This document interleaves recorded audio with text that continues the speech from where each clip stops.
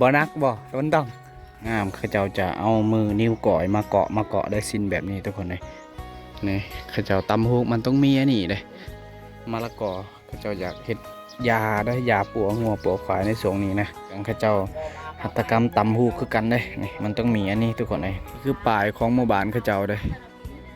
นี่คือปลายเลยทุกคนนี่อายเพิ่นกำลังเสาะสีกำลังสิพ่นสีใหม่เด้เจ้าน่ะองค์ตะวิ่งเอาเพิ่นกำลังสานหวดเนาะโอ้ลายงามอยู่เลยทุกคนเลยกำลังปั่นรอดเขาเจ้าว่าปั่นรอด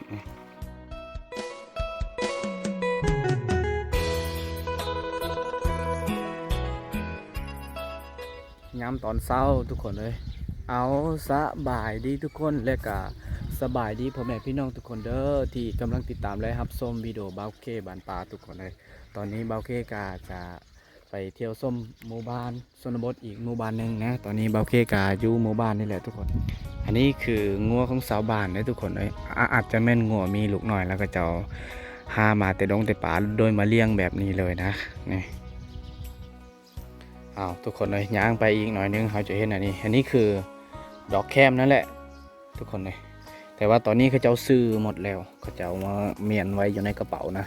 มันน่าจะนักได้ทุกคนเลยน่าจะหอด30 โลได้กระสอบหนึ่งนี่เป๋าหนึ่งหรือว่ากระสอบหนึ่งหลายกระสอบอยู่อาจจะแม่นหลายกิโลอยู่นี่ไอ้เพิ่นได้ซื้อได้เก็บไว้ทุกคนเลยต้องหามาได้เพิ่นหามาเพิ่นก็จะมาซื้อนะ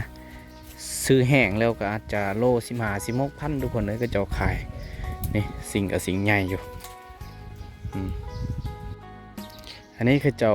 เอามาแต่ดงคือกันแต่ผู้ได้เขาเจ้าจากเฮ็ดอันนั้นทุกคนเฮ็ดคกตำข้าวนะนี่แต่ว่าตอนนี้เขาเจ้ายังบ่ได้ทันเฮ็ดถ้าเฮ็ดเขาเจ้าเอาไฟเอาหยังมาเจาะแถวนี้นี่อันนี้คืองัวควายเขาเจ้าจะเลี้ยงจะเก็บไว้จะมัดผูกไว้เอาน้ำเอาหยังมาให้มันกินแล้วก็เอาเฟืองนี่แหละทุกคนมันน่าจะเอาเฟืองเอาหยังเลยทุกคนเอ้ยนะเก็บเลี้ยงไว้ในส่วนนี้ถ้าว่าปล่อยกะควายเทือกกะมันจะไปสะสายได้ทุกคนเลยตอนนี้ก็กำลังย่างไปตามหมู่บ้านนั่นแหละเขาจะเห็นนะนี่คือเฮือนซ่านของกระเจ้าเลยก็ว่าได้ทุกคนย่างไปเขาจะเห็นเลยหมู่บ้านกระเจ้าเนี่ยก็ถือว่าเป็นหมู่บ้านใหญ่บ้านกว้างเลยทุกคนเป็นหมู่บ้านใหญ่เลยทุกคนเลยมาบางหลังคาก็อาจจะมีเฮือนหลังใหญ่บางหลังคากันยังบ่ทันได้มีทุกคนเลยแต่ว่าหลักกันน่าจะมีเฮือนแปลนหมดแล้วทุกคนเลยนาทีอย่างที่ทุกคนได้เห็นนั่นแหละนะน่าจะมีเฮือนแปลนหมดเลยมาอยู่อีกมุมนึงนี่นะน้องๆเพิ่นกำลังต่ำหูกเฮ็ดสิ้นเลยทุกคนเลยสิ้นก็เป็นลายงามอยู่ได้อันนี้มันจะมีอยู่2 อันหรือว่า2 ไม้ได้ทุกคนเลยเราเข้าแถวนี้มันน่าจะแมนสูงเบิดแบบนี้เบิดได้ทุกคนมันน่าจะสูงแบบนี้เพราะว่าหมู่บ้านข้าเจ้าน่ะเป็นหมู่บ้านที่นำขึ้นเล็กน้อยก็มันอาจจะท่วมแล้วทุกคนเลยข้าเจ้าจึงได้เฮ็ดเราเข้าแบบสูงๆยั่งๆนี่แหละทุกคนเลยย่างไปอีกมุมนี้แหละทุกคนเลยวนไปวนมากอ่ะน่าจะอยู่มองเก่ามองนี้นะโอ้ผู้สาวน้อยทุกคนเลยอาการโดดเนี่ยทุกคนเลยมัมกระสูบบ่อันนั้นจะเป็นน้ำพักคือเจ้าเขียวน้ำพักอยู่ส่วงฤดูนี้กะมันจะเริ่มใช้งานเริ่มจะกินแล้วทุกคนเลยยามนี้นะมันจะเหมาะกับมักม่วงมักยังเข้าหานก่อนเข้าหานค่าแป๊บนึงทุกคนเลยนี่ถ้าว่ามาในหมู่บ้านนี้ก็ต้องเลยเข้าหานค่าอยู่บ่อนนี้ระหว่างนี้เป็นหานค่าที่กลางหมู่บ้านเลยทุกคนอันนี้ซื้อของหวานของอย่างได้นี่ก็จะเอามาต้มน้ำพักอีกอย่างให้มันสุกให้มันสุกให้มันดำเลยทุกคนนะโอ้ทุกคนเลยในช่วงนี้นะย่างไปนู่นย่างไปในหมู่บ้านเขาเจ้าเขาจะเห็นอันนี้ทุกคนดอกแคมนี่เขาเจ้ากำลังตากเลยตอนนี้นี่นะมันยังบ่ทันได้แห้งเลยถ้าไว้แห้งแล้วเขาเจ้าก็เอาเก็บเมียนใส่กระสอบมาขายโลดแต่ว่าตอนนี้เขาเจ้ากำลังตากเลยอาจจะแม่น1 โมง 2 โมงน่าจะถือแสงแดดนะเพราะว่าตอนนี้มันก็ยังคาเฮือนนี่ ขาเงินกันยังบ่ได้ถึกแสงแดดอยู่จุดนี้เลยนี่อีกหันขาหนึ่งได้ทุกคนเลยแต่ว่าสูงๆนี้นะก็จะไปก้นมั่นก้นยังปิดหอดหานเลย ก็จะเขียนไว้ได้เบอร์โทรเบอร์ยังนะก็จะเขียนไว้เพราะว่าสูงนี้นะก็จะขาก้นมันแล้วก็จะปิดหานเลยนี่อันนี้คือถังขยะเลยก็ว่าได้เลยถังขยะกองกระเจ้าและกะนี่แมนวีได้นี่อ้าวอวยไปทางนี้เขาจะเห็นผู้สาวน้อยอ้าวสิไปไซเนี่ยป้าพะแหล่เนี่ยตักน้ำบ่น้ำกระตุกใช่น้ำกระตุกเนี่ยโอ้หลายอยู่ทุกคนเลยปูไปเอาน้ำอยู่พุ่นเลยสองไอ้น้องพากันไปเอาน้ำอยู่พุ่นเลยในยามช่วงนี้ทุกคนเลยเอาอันนี้เป็นงัวเพิ่นก็จะได้เลี้ยงงัวเลี้ยงยังนี่แหละช่วงฤดูนี้นะคือว่าเลยทุกคนเลยหญ้ากินก็ต้องได้เด็ดเอาใบตองกล้วยอีหยังหรือว่าเฟืองอีหยังต่างๆนะแล้วก็จะมีน้ำ2 กุเป็นงัวตัวเทิกได้งัวก็คือกันได้สำหรับงัวนะถ้าไว้ปล่อยให้มันเข้าดกเข้าป่าในช่วงนี้มันก็จะไปสะสายเข้าสุ่มมูอีหยังต่างๆมันก็จะเสียได้มันจะเปลี่ยนสีไวสำหรับงัวทุกคนเลยนี่สวนผักเลยสวนผักข้าเจ้าจะอ้อมด้วยอันนี้ข้าเจ้าซื้อมาแต่เมืองเลยซื้อมาแล้วมาอ้อมไว้โดยที่เฮาบ่ต้องเอาไม้ฟางไม้ยังมาสานได้นี่สบายเอาไว้แบบนี้แหละสามารถเฮ็ดสวนเฮ็ดหัวได้เลย นี่ข้าเจ้าเฮ็ดเล้าเข้าอันนี้คือสร้างเลย สร้างเฮ็ดเล้าเข้าคือเจ้าแบบขึ้นแบบนี้เลยคือเจ้าจะขึ้นแบบนี้เลยสร้างให้เราเข้ามันก็อยู่ในขั้นตอนแล้วเลยตอนนี้ก็สูงโคตรสูงขนาดเลยเราเข้าเขาเจ้าอันนี้มันทรงไม้อันนี้มันทรงเก่าทรงเดิมเลยมันน่าจะเขาเจ้าจะตั้งติดกันแบบนี้เลยอันนี้คือกองฟืนทุกคนเลยกองฟืนเขาเจ้ากะหามาแต่ดงแต่ป่าเลยช่วงนี้มันเริ่มจะอึดแล้วนะเอาห้ากับห้ายากเพราะว่าอยู่ในเขตขอบเขตทงให้ทงหน้าเขาเจ้ากะห่วงห้ามบ่ให้เราจะต้องเอาเขตไปเขตมันเพราะว่าในช่วงนี้เขาเจ้าจะเริ่มเลยได้อยู่เขตชนบทเขาเจ้าจะเริ่มพักอันนั้นพังลักพังอีหยังจะเฮ็ดหัวเฮ็ดอย่างแล้วขอบเขตดินนาดินไห้เลยทุกคนนะช่วงนี้เขาเจ้าอันนี้แหละจึงว่าฟืนไฟอาจจะหายากก็กันหัวอันนี้คือหัวหรือว่าสวนเขาเจ้าอยู่ในสวนนะเขาเจ้าจะเอาเครื่องเอายังมาตากไว้แบบนี้เลยทุกคนเลยนะมาตากมายังแบบนี้เลยช่วงนี้มันมีแดดแน่แล้วก็มันมีลมแน่มันประกอบใส่มันจะเฮ็ดให้แห้งไว้นะทุกคนเลยอันนี้เป็นต้นคูนเลยโอ้สูงนี้มันกำลังเป็นหมากเลยหมากคูนภาวะในช่วงฤดูฝนแล้วมันจะเป็นดอกกับดอกงามเลยทุกคนเลยเอาทุกคนเลยผ่านไปเป็น6 นาทีหรือว่า7นี่แหละน้องๆที่จีไปเอาน้ำเมื่อกี้ตอนนี้ก็ข้าเจ้าก็พากันมาแล้วนะได้แบกน้ำกระตุกน้อยตุกใหญ่นี่แหละโอ้บ่นักบ่ต้นต้องบ่ทุกคนเลยผู้ข้าเจ้าพากันแบกไปเงินน้องก็อาจจะเป็นถึงพูนแหละทุกคนเลยนี่2ไอ้น้องเพิ่นพากันไปเอาน้ำอันนี้คือ5กระตุกเลยทั้งหมดทุกคนเลยเอาไปนี่แหละเพื่อนน้องคนนี้อาจจะแม่นอยู่นี่เข้าใจเห็นเราเข้าที่สูงเลยนะอันนี้แห้งกระติกทุกคนเลยเพราะว่าเงินกระเจ้าอยู่ติดกับแคมเซ่แล้วกระเจ้าต้องเลยเฮ็ดสูงนี่แบบสูงแบบนี้เลยอย่างที่เห็นนี่แหละนะอันสูงจากนี้ไปหาพุ่นก็อาจจะแม่นเกือบ2 เมตรเลยได้ทุกคนย่างไปอีกหน่อยนึงก็จะเห็นซินนี่คือซินได้โอ้เป็นลายเป็นง่ามเขาเจ้าจะเอามือนิ้วก่อยมาเกาะได้ซินแบบนี้ทุกคนเลยนี่แหละเข้ามาในหมู่บ้านส่วนเผ่ามะกองทุกคนน่าจะเคยเห็นทุกคนเลยเขาจะเห็นเขาเจ้าหัตถกรรมตำฮุกนี่แหละต้องได้เห็นเลยอันนี้เป็นซินที่งามเลยในช่วงหลังๆอันนี้อาจจะแม่นส่วนจุดนี้ทุกคนเลยส่วนพักสวนหญ้านี่แหละเขาเจ้าจะปลูกอันนี้อันกกอันนี้เขาเจ้าเอิ้นว่ากกหมักเหงาเลยและกับหมากตัวนี้มันแม่นหมากหยังก่อนี่กระแสบคือกันเลยทุกคนเลยหมากอันนี้ แม่นบอนปลูกผักปลูกหอมบัวหอมปีหอมปอมมีหยังก็เจ้าจะมาเฮ็ดไว้แบบนี้เอาไม้มาตอกตะปูใส่แบบนี้ละ3 บาทปลูกผักได้เลยได้นี่ก็มักพริกมันกำลังสิเป็นหมากแล้วนี่หมากก็เป็นหมากใหญ่ๆเลยได้กำลังเป็นเลยตอนนี้นี่คือสวนผักของข้าเจ้าทุกคนเลยนะ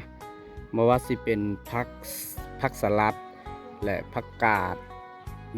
มีครบเลยเด้หอมเป้บ้าทางพุ่นผักกาดกำลังงามเลยผู้กำลังงามเลยทางพุ่นแล้วก็มีมักหุ่งอันกกมะหุ่งกำ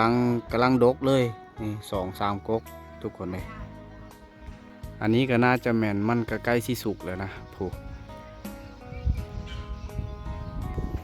กองฟืนกองไฟก็ถือว่าหาได้ง่ายทุกคนเลยบ่อึดนะแถวๆนี้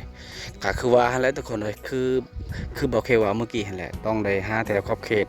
นาของเฮาเองเลยถ้าว่าเอาขอบเขตของผู้อื่นแล้วก็เจ้าบ่ให้ทุกคนเลยนะเพราะว่าแต่นี้มันจะแบ่งเป็นเขตเป็นหยังแล้วนี่อันนี้คือคันใดก็สามารถเฮ็ดเอาไม้บ้งไม้หยังเลย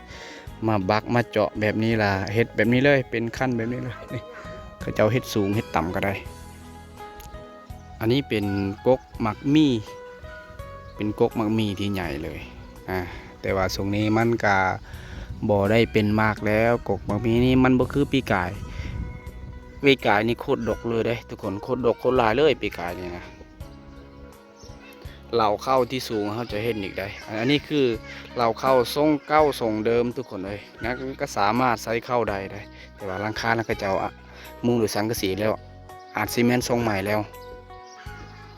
หมอกรถไทยเขาเจ้าแต่ว่าตอนนี้บีแตกแล้วนี่บีเริ่มแตกแล้วทุกคนเริ่มแตกแล้วก็เจ้าออกเขาเจ้าจะคำไว้เอาไม้เอาหยังมาคำไว้แบบนี้แหละ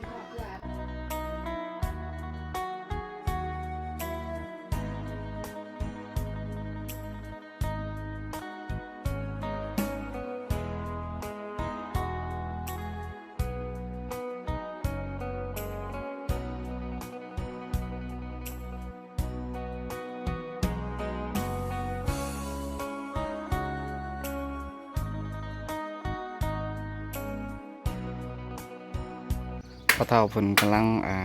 ทุบเบียร์อีหยังทุบกระป๋องเบียร์ที่เขาเจ้ากินเขาเจ้านั่นแหละ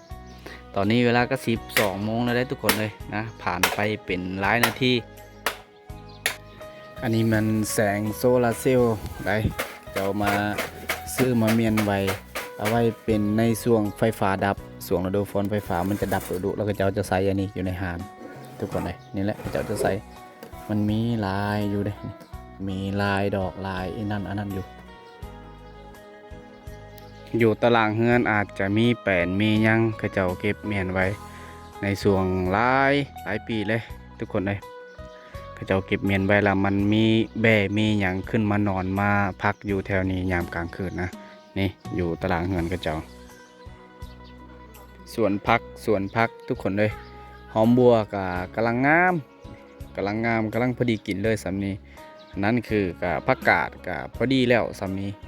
กินกับลาบหรือว่าแกงกับปลากับกระดูกอีหยังต่างๆโคตรแซ่บเลยนั้นมักแตงฮะก็เริ่มขึ้นนะเริ่มยังกำลังสีเป็นดอกหลังจากที่เป็นดอกแล้วกำลังสีเป็นมากทุกคนเลยอยู่สวนเพิ่นนี่อันนี้คือกกมักหุ่งโอ้โคตรสูงเลยเกือบ3-4 เมตรได้ความสูงทุกคนโอ้มันกำลังเป็นมากเลยนี่ข้าเจ้าตำฮูกมันต้องมีอันนี้เลยถ้าว่าบ่มีอันนี้อาจจะเฮ็ดสิ้นเฮ็ดแผลบ่ได้นี่ข้าเจ้าเจาะข้าเจ้ายังทุกคนเลยนี่อันนี้ก็ข้าเจ้าเฮ็ดมาหลายปีเลยได้นะมันก็ทนต้มมะกอกมะละกอข้าเจ้าอยากเฮ็ดยาได้ยาปัวงัวปัวควายในสงนี้นะนี่เด็กน้อยข้าเจ้าจะเล่นแบบนี้นี่เอาทุกคนเลยมัดเกือบมัดยังแล้วพากันกระโดดอีกยังเบิ่งเอาทุกคนเลยนี่แบบนี้แหละพากันกระโดดแบบนี้เลยนี่ป่าทุกคนกระโดดกระสูงประมาณ40 เซนนี่แหละนี่3-4 คนก็สามารถลินได้ไม้อาจจะมันไม้แป้นไม้เฮือนเขาเจ้าได้ทุกคนนะ นี่แหละเขาเจ้าพากันเลื่อยแล้วพากันเอาลงมาจากผู้เลยก็ว่าใดแล้วก็จะมาเก็บเมียนอยู่ในกล่องห่มจุดห่มไม้จุดนี้ได้นะจุดนี้เป็นจุดที่ห่มเลยได้มันอยู่กล่องห่มหมากลำมุดหรือว่าหมากลำไยแล้วก็กกมะม่วงตัวนี้อันนี้คือกกมะม่วงเลยเป็นมะม่วงที่ใหญ่ได้คือว่าแล้วทุกคนเลยหมู่บ้านเขาเจ้าก็เป็นหมู่บ้านที่เก่าแก่ดังเดิมเลยเฮือนศาลข้าเจ้าก็อาจจะแม่นอาจจะมีหลายหลังหลักๆก็คือเฮือนแปดนี่แหละเฮือนแปดก็น่าจะหลายหลังเลยนี่อาจจะแม่นหลังใหญ่คือกันทางพุ่นกับหลังล่างก็อาจจะแม่นหลังใหญ่คือกันได้ทุกคนเลยหมู่บ้านข้าเจ้าก็อุดมสมบูรณ์แน่นะมีเฮือนหลังแปดหลังใหญ่แล้วก็มีไฟฟ้าใส่ทุกคนเลยเครื่องปั่นหลอดปั่นยังเลยอันนี้ก็เครื่องข้าเจ้าหัตถกรรมตำหูคือกันเลยนี่มันต้องมีอันนี้ทุกคนเลยมันต้องปิ้นมีสายฝานเกาะอยู่นี่หลอดเขาจะมาใส่อยู่นี่ส่วนหลอดเอาเกาะอยู่นี่แล้วฝายแล้วเขาจะป้องไว้อยู่จุดนั้นแล้วเขาจะมาปิ้นแบบนี้เลยอันนี้คือป่ายของหมู่บ้านเขาเจ้าเลยอันนี้คือป่ายเลยทุกคนเลยนี่มันกกมะขามอยู่ติดกับแคมเซ่เลยเป็นกกมะขามที่ใหญ่คือกัน50 คูณ 50แต่ว่ามันจะแบ่งเป็นงาละลายงาอยู่ถึงคุณนะเป็นกกมะขามเก่าแก่คือกันในตัวก่อนเลยและอีกอย่างทางนี้อาจจะแม่นเต็มไปด้วยกกมะพร้าวในกกมะพร้าวก็น่าจะสูงแล้วเลยทุกคนมาสูงแบบนี้เลย3กกอยู่ติดกันแล้วอีกอย่างก็จะติดกับเฮือนหลังนี้ทุกคนเฮือนหลังนี้ก็อาจจะอยู่ติดกับแคมเซ่คือกันเลยข้าเจ้าสามารถขี่เรือหรือว่าพายเรือข้ามได้ถ้าว่าช่วงเดือน4 เดือน 5น้ำอยู่ในหมู่บ้านข้าเจ้านี่ถาน้ำข้าเจ้านี่อาจจะแม่นข้ามเอาใดทุกคนเลยสามารถข้ามได้เลยนะเพียงแอวซื่อๆนี่แหละน้ำอยู่จุดนี้นี่ข้าเจ้าก็พากันขี่เรือไปแบบนี้เอามาอยู่จุดนี้นี่ข้าเจ้าสารกระบุงกระตาเลยสารแล้วข้าเจ้ามาไว้อยู่จุดนี้ได้ทุกคนเลยสร้างโดยห่างๆแบบนี้นะน่าจะเข้าหูนิวแบบนี้นี่เขาเจ้าสารไว้นี่คือจุดนี้เป็นจุดบอลเขาเจ้าห่านซ้อมแปลงรถมอเตอร์ไซค์รถอีตอกอีเต้นเขาเจ้าจะเข้าจุดนี้เป็นห่านซ้อมแปลงนะจุดนี้ทางหมู่บ้านเขาเจ้าจะเข้าห่านนี้แหละนี่อายเพิ่นกำลังเสาะสีกำลังสิพ่นสีไม้เด้เอากำลังสีใช้สีไม้นี่อายเพิ่นก็กำลังซ้อมเบรกใหม่ทุกคนเลยนี่มาเบิ้งพอเฒ่าเพิ่นนี่กำลังสารอีหยังนี่กำลังย่างเข้าเลยนะโอ้เสาเห็ดผัดบ่อันนี้บ่สิถามพอเฒ่าเจ้าน่ะองค์ตะวิ่งข้องพอเฒ่าเพิ่นกำลังสารหวดเนาะเอาย่างไปอีกจุดหนึ่งตะแกรงเงี้ยหน่อยตะแกรงก่อนเนาะแกงหนาวกุยเด้อในเส้นเด้อเนี่ยนี่ก็สินหาก็เห็นเลยสินเอ่ยเพิ่นเห็นเด้อเด็กก็โกะเกนี่โอ้ลายงามอยู่เลยทุกคนเลยเอานี่เอ่ยเพิ่นกำลังเห็ดนี่เลยกำลังปั่นลอดเขาเจ้าว่าปั่นลอดต้องเลยทำงานโดยมือ2 เบื้องทำงานเบิดเลยอันนี้คือทุกคนเลยในวิดีโอก่อนบ่าวเคก็จะบอกให้ทุกคนได้รู้แล้วอันนี้คือคีแบเลยคีแบก็ว่าได้เขาเจ้าอยากมาทอกใส่อยู่ในทงหน้านะบอนอันนั้นเขาเจ้าอยากเฮ็ดปุยเลยได้นี่คีแบได้นี่เขาเจ้ามาเก็บไว้มาเอาอยู่จุดนั้นแหละบอนเฮือนแบบอนคอกแบเลยทุกคนเขาเจ้าเอาจุดนั้นแล้วมาถอกใส่เขาเจ้ามาเก็บเมียนใส่กระสอบอันนี้ก็คือ10 ปลายสอบเลยนะเจ้าเก็บเมียนไว้จุดนี้แหละพอฤดูการเฮ็ดอันฤดูการไถนาแล้วเขาเจ้ามาถอกใส่อยู่อันนั้นตาหน้าเลยทุกคนเลยนี่คือเขาเจ้าเฮ็ดหัวอ้อมกกมะม่วงนี่เป็นมะม่วงที่เป็นมากที่ใหญ่สุดเลยได้ในช่วงนั้นนะสำขาเลยทุกคนสำแขนสำขาความใหญ่แต่ว่าช่วงนี้มันก็ฤดูกาลมันก็จะบ่ได้เป็นมากทุกคนเลยคกต่ำเข้าก็ยังเห็นอยู่เลยหมู่บ้านเขาเจ้าก็มีไฟฟ้าแล้วแต่ว่าก็มันเขาเจ้ายังใส่คกต่ำเข้านะพ ราะว่ามันมีบางช่วงที่ไฟฟ้าดับแล้วก็จะมาเอาเข้าเอาย้ำมาถอกไว้จุดนี้แล้วมาตำเลยนี่ครกส่วนอันนี้คือสากสามารถตำข้าวสามารถกินได้เลยคือเบาขี้สูมือกะอันนี้แหละเอาทุกคนเลยคือเราได้แบบนี้นะ เอามาอยู่อีกจุดหนึ่งทุกคนนี่โอ้แม่เฒ่าเพิ่นกำลังเฮ็ดอันนี้อันนี้ยุบมือเลยนี่หมดมือเลยทุกคนเลยพากันเฮ็ดแบบนี้แหละโอ้3-4 มือก็นั่งอยู่นี่แม่เฒ่าเพิ่นว่าทุกคนเลยนี่น้องเพิ่นกำลังสิเอาน้ำทุกคนเลยน้ำกับผู้พระเจ้าได้สูบอัตโนมัติเองมันเลยนะตอนนี้พากันเอาแบบนี้ก็เอาง่ายอยู่เลยสามารถมีสวิตช์ปิดเปิดน้ำเลยจุดนั้นโอ้บังหน้าอีกทุกคนเลยเอากระตุก2-3-4กระตุกเลยนี่น้องเพิ่นโอ้พากันลงเอาน้ำแบบนี้นะเอาทีนี้มาอีกแล้วกระตุกน้ำ4-5กระตุกเลยยาเอ็ดบอกกี่ว่าเละต้องปรีละยาเอ็ดเอาเขาจะพากันเอาน้ำแบบนี้ทุกคนเลยทุก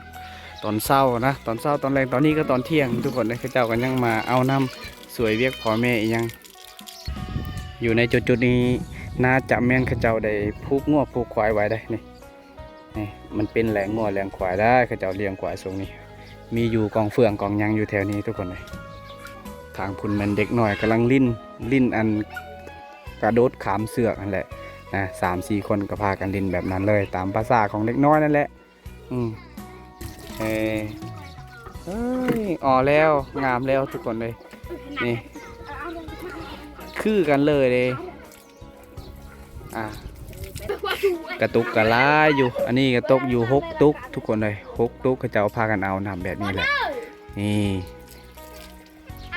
นี่แหละพากันจะยกแบบนี้เลยทุกคนเลยแล้วพากันยืนเลยกระทาน้องแน่จะถือน้องสาวแน่มาน้ำทุกคนเลย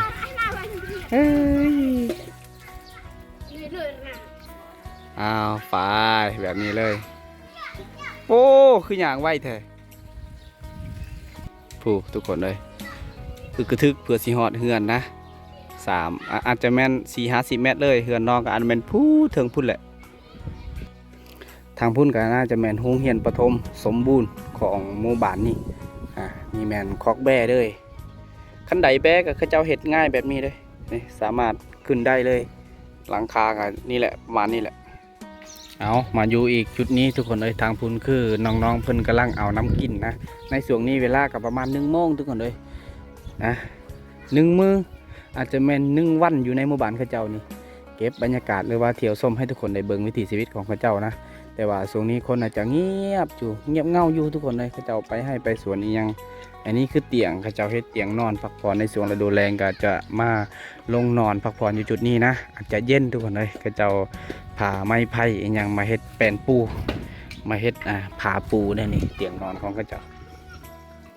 กองฟืนมันต้องมีเลยเพราะว่าหาหมาแต่นงแต่ป่าเอามาใส่แต่งอยู่โคกินอยู่ในเฮือนทุกคนนะนี่แหละทางพุ่นแม่เขาเจ้าไปหาอยู่หากินนี่มันบอนปลูกผักเขาเจ้าเห็ดแบบนี้ก็ถือว่าสบายอยู่ใส่ง่ายฮดผักอาจจะสูงเนี่ยนะปลอดภัยกับการไก่เคี่ยอีหยังต่างๆอันนี้แม่นหอมบัวทุกคนเลยโคตรงามเลยนี่โคตรงามเลยเขาเจ้าใส่ปุ๋ยหลักๆก็คือมันต้องมีปุ๋ยขี้แบนี่แหละนี่พากันลิ้นแบบนี้นี่ทุกคนเบิ่งเอานี่นะการลิ้นก็คือการยังดังเดิมอยู่เลยนะลิ้นกันแบบเก่าอยู่นี่พากันกระโดดเลยนะแม่หยอกตั้งแต่น้อยเลยหยอกผู้สาวตั้งแต่น้อยเลยก็ว่าได้เอาเฮ็ดยังนี่โอ้ผ่าบักผ่าว่าปลาต้วงว่ะอาจารย์กี่แม่เริ่มไหมตาเริ่มเฮ็ดยังอาจารย์นี่เขาเจ้ากำลังผ่ามะพร้าวหาวแบบนี้รอลาจ้าบ่ อ้าวทุกคนเลยมาเบิ้งบ่อนไก่ไข่อีกทุกคนโอ้เอานี่น่าจะบ่เห็นไข่ได้2-3บ่อนอยู่บ่อนไก่ไข่เขาเจ้าอันนี้มันก็ไข่แต่ดนแล้วทางพุ่นแม่นเขาเจ้าพากันขุดเอาแห่เอาสายอีหยังทุกคนเลยผู้แม่นทั้งภาคเบื้องนั้นเลยทั้งภาคเบื้องนั้นแม่นภาคทางบ้านชนเผ่าผู้ไทยได้นะบ่าวเกกะเคยบอกให้ทุกคนได้ฮู้นะภาคพุ่นคือบ้านชนเผ่าผู้ไทยเลยชื่อบ้านว่าบ้านแกงกวีทุกคนทางภาคนี้แม่นภาคบ้านชนเผ่าบรูนะชนเผ่าบรูมังกรทางภาคนี้ทุกคนแม่นหมู่บ้านนาหัวน้ำชื่อบ้านทุกคนเลยนี่ก็ส่วนพักของข้าเจ้าได้แม่นหรือว่าส่วนพักผู้สาวอันนี้คือทางลงเซหรือว่าทางอันนี้ทางเหือใหญ่ข้าเจ้าต้องได้ข้ามรถข้ามยังก็น่าจะแม่นทางนี้แหละทุกคนเลย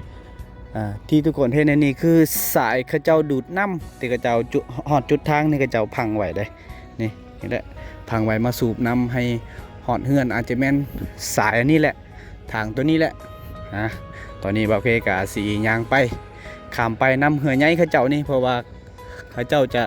ข้ามรถไปฟังพุนนะข้ามรถตีรถจักร2 คันคันเดียวทุกคนเลยอยู่ฟังพุนข้าเจ้าจะข้ามแล้วขี่เหือน้ำข้าเจ้านี้เหือใหญ่ทุกคนเลยนะเหือใหญ่อยู่ข้ามฝั่งนี้เรียบร้อยได้ขี่น้ำร้านสายนี่แหละทุกคนได้ขี่เหือใหญ่เลยนะเอาทุกคนเลยได้ข้ามฝั่งนี้แล้วตอนนี้กำลังย่างขึ้นไปอยู่นะหมู่บ้านชนเผ่าผู้ไทยทุกคนเลยนะกำลังสีย่างไปตามทางนี่แหละย่างไปแบบนี้นี่เป็นสวนสาลีของข้าเจ้าสวนสาลีสวนมันด่างอุ้ยข้าเจ้าเฮ็ดนะเฮ็ดตามแคมทางแคมเซนี่แหละประมาณนี้แหละทุกคนเลยผักกาดมันจะเป็นดอกเลยนี่แต่ว่าหัวนะข้าเจ้าเฮ็ดงามเอาไว้ไผ่มาอย่างแต่ผักกาดมันจะอันนั้นมันจะกลายเป็นดอกเป็นหยังเลยทุกคนอันนี้น่าจะแมนถั่วดินวอโตหมากถั่วดินข้าเจ้าปลูกงามหลายได้ทุกคนเลยปลูกตามแคมเซ่เลยก็ว่าได้นะเอาต้องเดินมาแคมเซ่มีหมากซาลีหมากยังครบสุดเลยทางพุ่นส่วนหัวข้าเจ้าเอายางได้มามัดนี่ง่ายก็ตอกเอายางมามัดแบบนี้นี่สลีก็คือเจ้าเอาแล้วเถื่อนึงตามเบิงผู้เปลือกมันนี่แมนเหือทุกคนเลยช่วงนี้นะข้าเจ้าบ่ได้ไปหาอยู่หากินแล้วข้าเจ้าจะจอดป่าไว้แบบนี้เลยเหือนะทางพุ่นคือเหือใหญ่เหือจักสิสูบแต่เก่าข้าเจ้ามาดึงไว้อยู่จุดนี้มันน่าจะแมนช่วงน้ำลายนั่นแหละข้าเจ้ามาดึงขึ้นอันนี้คือหมู่บ้านชนเผ่าผู้ไทยทุกคนเลยเอาทุกคนเลยตอนนี้บ่าวเคได้ขึ้นฮอดหมู่บ้านข้าเจ้าแล้วนะนี่อันนี้เป็นหานขาแต่ว่าช่วงนี้นะข้าเจ้าบ่อยู่ได้ตามเบิ้งนะข้าเจ้าบ่ได้เปิดห้านเปิดอย่างนะมันน่าจะบ่ได้มีรังคาอย่างแล้วทุกคนเลยข้าเจ้าจะติดป้ายไว้จักป้ายอย่างนะฮับยกใหญ่เฮือนดูดส่วมีอย่างประมาณนั้นเลยข้าเจ้าเขียนติดป้ายไว้มีเบอร์โทรมีอีกอย่างเลยถ้าจะข้ามไปฟังพุ่นก็เฮาจะข้ามไปทั้งหมู่บ้านแล้วทุกคนเลยนี่สีว่าสีเขาไปพุ่นแต่ว่าเห็นอันนั้นเห็นอย่างหมาอย่างทุกคนเลย เห็นเจ้าทินเพิ่นก็เลยบ่ได้เข้านะก็เลยมาแหวะไปทางเฮือนข้าเจ้านี่มาพักอยู่เฮือนข้าเจ้านี่ก่อน